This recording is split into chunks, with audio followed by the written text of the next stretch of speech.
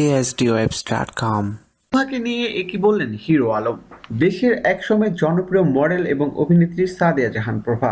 সাদিয়া জাহান প্রভা একসময় ছিলেন অনেক জনপ্রিয় একজন মডেল এবং অভিনেত্রী।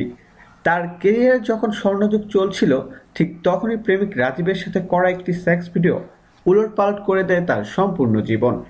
অন্যদিকে হিরো আলম এ সময়ের সর্বাধিক আলোচিত একজন মডেল এবং অভিনেতা। বেশ কিছুদিন যাবৎ হিরো আলমকে নিয়ে সামাজিক যোগাযোগ মাধ্যম ফেসবুকে চলছে ব্যাপক তোলপাড়।